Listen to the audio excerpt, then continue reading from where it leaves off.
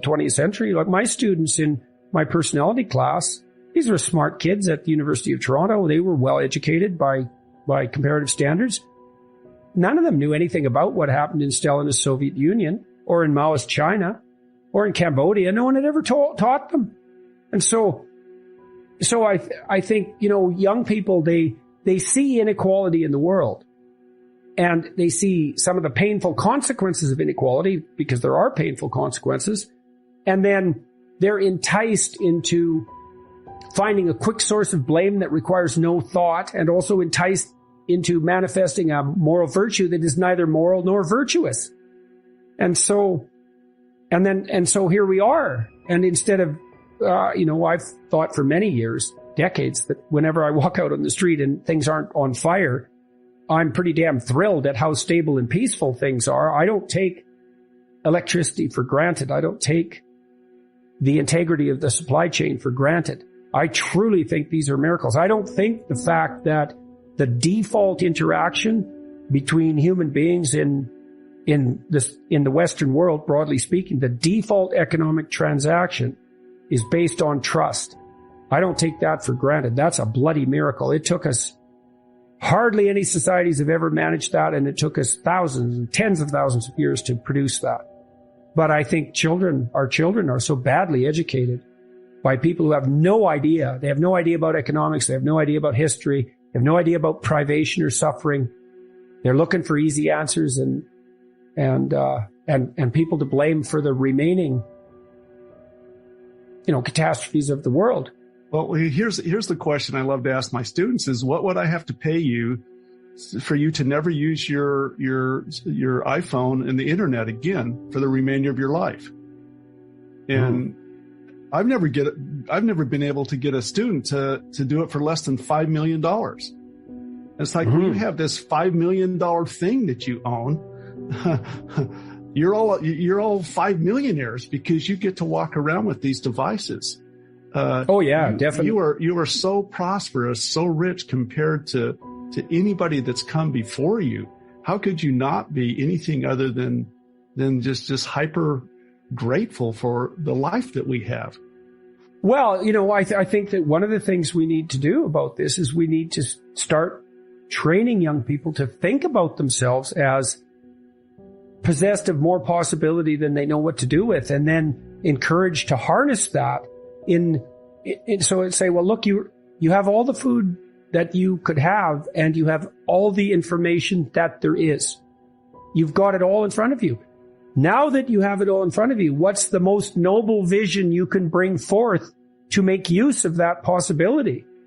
And I know some of the research I've done on helping people make vision for the future authoring program, we showed pretty clearly that you can motivate students. We dropped the dropout rate of boys in community college 50% by just having them sit down for 90 minutes and develop a vision. So you say, look at what's in front of you. Way more than anyone's ever had in history. And some people might have a little more in front of them than you, certainly, but when you have more than you can ever use, how much do you need? And then who should you be to live up to that? Well, that's, our collective problem at the moment, trying to solve that, and hopefully solving it before we let bitterness and resentment and historical ignorance get the upper hand, because it's kind of a battle at the moment. With our computer technology, every single child, I would say on the planet, but certainly in the states where everyone has access to computational equipment, every single child should be an expert speed reader, because computers could train children to automate letter, phoneme, and word recognition perfectly, rapidly, because computers are great at math practice. And if the faculties of education had an ounce of integrity, they would have been working diligently on the problem of getting children over that hump, because there's a hump in reading comprehension, because to begin with, like there is when you're learning how to play music, you have to automate letter recognition and syllable recognition and word recognition and then phrase recognition, so you get a phrase at a glance. As soon as you've got that, you can start to read for meaning. It's no longer effortful. And then as soon as you can read for meaning, of course, it's just as engaging as watching a movie, which people obviously don't have to be taught to do. And so there are all these problems that are laying out there in the world, and people have a set of problems that bug them that they could be working on fixing. And they have all this technology to fix it. It's like, that's what you want to do, is figure out what you think needs to be fixed, and then take all this wealth that you had put at your disposal and fix it, man. You don't have to hang your head in shame because you're ruining everything. Quite the contrary. That's actually wrong. It also is counterproductive in relationship to the stated goals of the people producing the anxiety.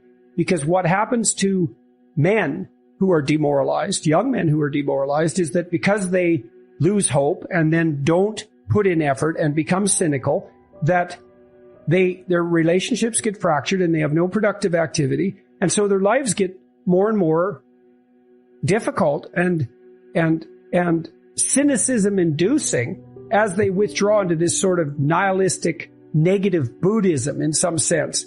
And then they get bitter, and then they get resentful, and then they get angry, and then look the hell out.